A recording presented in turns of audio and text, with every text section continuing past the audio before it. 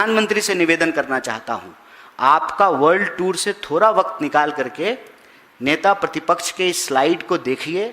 शिक्षा का सवाल एक गंभीर सवाल है, इस सवाल को गंभीरता से लीजिए, लीपा पोती नहीं कीजिए, हेरा फेरी से काम नहीं चलेगा। आप पेपर लीक पे चुप्पी तोड़िए, और यह जो लीक प्रधान है, धर्मेंद्र प्रधान नहीं है, लीक प्रधान है, इससे इस्तीफा लीजिए, एनटीए को बैन कीजिए, एक ट्रांसपेरेंट एग्जामिनेशन इस देश में कंडक्ट कराने के लिए एक कैपेबल इंस्टीट्यूशन को एस्टेब्लिश कीजिए। और जो पेपर लीक के दोषी हैं, मैं आपको याद दिला दूं, अभी बेशर्मी से आकर के भाजपा का एक नेता कह रहा था कि 3 दिन के बाद एग्जाम है। 3 दिन के बाद एग्जाम है? ये पहली बार कोई पेपर लीक हुआ है? और ये गारंटी लेगी सरकार कि ये आखिरी पेपर लीक है? जब नीट के पेपर लीक का मामला चल रहा था तो सीबीएसई का मामला हो गया, सीबीएसई का मामला चल रहा था तो एसएससी का मामला हो गया, एसएससी का मामला चल रहा था तो फिर किसी और बोर्ड का मामला हो गया। ये लगातार फैलने वाली बीमारी है। तो ये आज की बात नहीं है। पिछली बार पेपर लीक को लेकर के जब राहुल जी भारत जोड़ो न्याय यात्रा कर रहे थे, उत्तर प्रदेश के इलाहाबाद से यह सवाल जब पूरे देश में गूंजा, तब जाकर के 2024 में सरकार कानून लेकर के आई।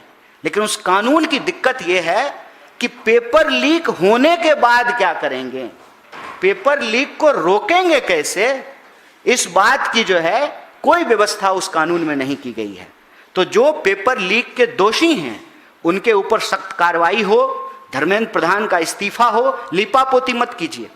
एक अयोग्य व्यक्ति को इस मंत्रालय से उठा करके उस मंत्रालय में रख देंगे, एक भ्रष्ट डायरेक्टर को यहां से उठा करके उस डिपार्टमेंट में रख देंगे, उससे अयोग्यता खत्म नहीं होगी, यहां की अयोग्यता दूसरी जगह पे फैलेगी। तो हेरा फेरी मत कीजिए, धर्मेंद्र प्रधान का इस्तीफा लीजिए, और बैन करना है तो एनटीए को बैन कीजिए। अभी आप टेलीग्राम बैन कर रहे हैं, कल को व्हाट्सएप बैन करेंगे, क्या अगले दिन आप इंटरनेट बैन करेंगे? समस्या की जड़ यह है कि पेपर लीक एनटीए की वजह से हो रहा है, एनटीए को बैन कीजिए, और पेपर लीक के जो दोषी हैं उस दोषियों पे सख्त कार्रवाई कीजिए। और जो नेता प्रतिपक्ष ने एक रास्ता बताया है कि आइए छात्रों की इस गूंज को सुनते हैं, जो शिक्षा व्यवस्था में कमियां आई हैं, आम लोगों का जो भरोसा उठा है, उस भरोसे को बहाल करते हैं, विद्यार्थियों से सपना देखने का उनका अधिकार उसको बचाते हैं, शिक्षा व्यवस्था को बेहतर करते हैं।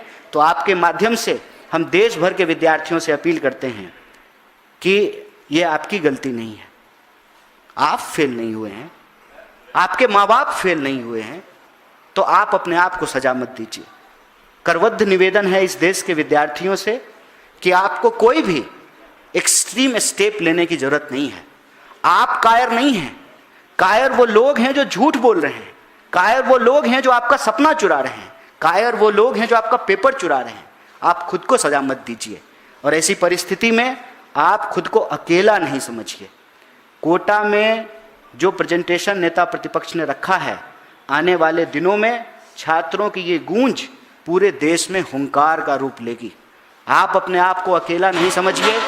नेता प्रतिपक्ष, पूरी Congress party, NSUI, youth Congress, हमारा सारा का सारा सेलर डिपार्टमेंट विद्यार्थियों के साथ खड़ा है। और विद्यार्थियों के हक की यह लड़ाई सिर्फ विद्यार्थियों के हक की लड़ाई नहीं है, यह देश के भविष्य को बचाने की और उसको बेहतर बचाने की लड़ाई है।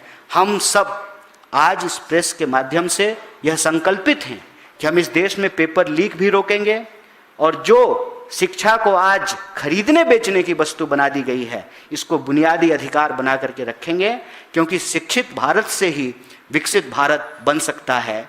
लोगों के सपने छीनकर, लोगों की आंखों को फोड़कर विकसित भारत का चश्मा नहीं बेचा जा सकता है।